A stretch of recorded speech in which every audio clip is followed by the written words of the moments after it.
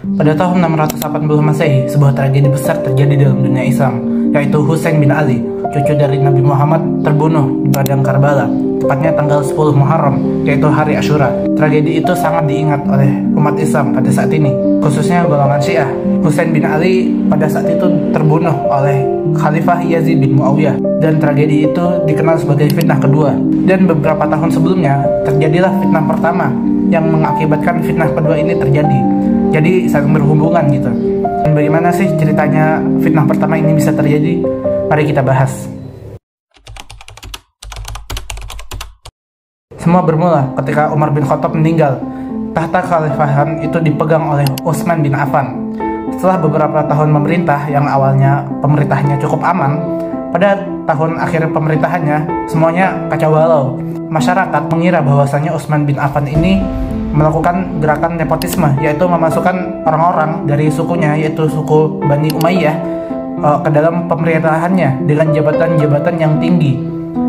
Masyarakat kemudian memberontak, khususnya masyarakat dari Mesir dan Irak, dan semua itu berujung pada pembunuhan Utsman bin Affan. Dan umat Islam setelah Utsman bin Affan meninggal mencoba untuk mencari khalifah yang baru, dan ditemukanlah bahwasanya Ali bin Abi Thalib mungkin adalah orang yang paling cocok untuk menjadi khalifah berikutnya. Dan setelah menjadi khalifah, Ali berfokus untuk menstabilkan pemerintahannya terlebih dahulu. Tetapi gubernur Syam, yaitu Muawiyah bin Abu Sufyan, tidak setuju dengan langkah itu. Muawiyah menuntut Ali untuk melakukan investigasi terhadap pembunuhan Utsman bin Affan secara cepat. Tetapi Ali menolak. Ali tetap mau fokus untuk menstabilkan pemerintahannya terlebih dahulu supaya lebih kondusif.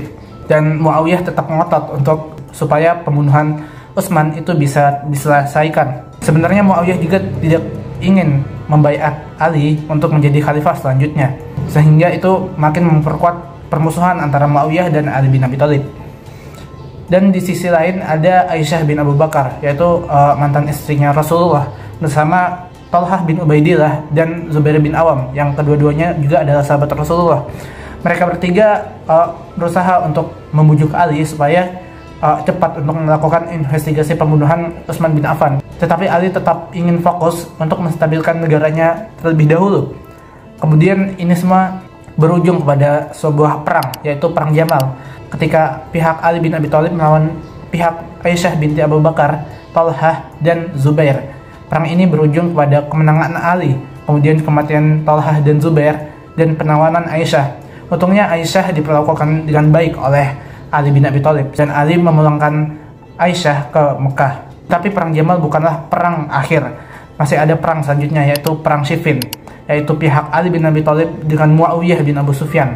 Peperangan itu terjadi di tepi sungai Efrat. Dan ketika perang dimulai dan berjalan, pihak Muawiyah kewalahan dalam melawan pihak Ali. Dan ketika pihak Ali bin Abi Thalib hampir menang, Muawiyah langsung menawarkan gencatan senjata. Dan Ali bin Abi Thalib setuju akan gencatan senjata itu. Dan perang pun berakhir. Tetapi tidak sampai di situ. Beberapa pasukan dari pihak Ali menganggap keputusan Ali untuk setuju dengan gencatan senjata itu adalah keputusan yang salah. Mereka menganggap Ali telah mengambil hukum selain dari Allah. Dan orang-orang yang berpikiran seperti itu memisahkan diri dari kelompoknya Ali dan membuat sebuah golongan yang nanti terkenal dengan nama Khawarij. Kelompok Khawarij ini tidak hanya membenci Ali, tapi juga membenci Muawiyah. Sehingga setelah terbentuknya kelompok Khawarij ini, Ali bin Abi Thalib mengirim pasukan untuk memerangi kelompok ini. Perang itu disebut dengan Perang Nahrawan.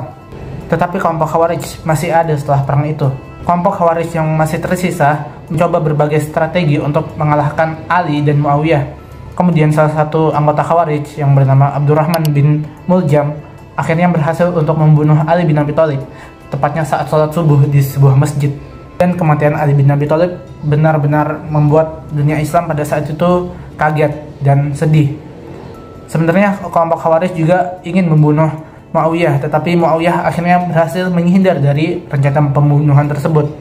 Dan setelah Ali meninggal, kekhalifahan dipindahkan kepada anaknya, yaitu Hasan bin Ali.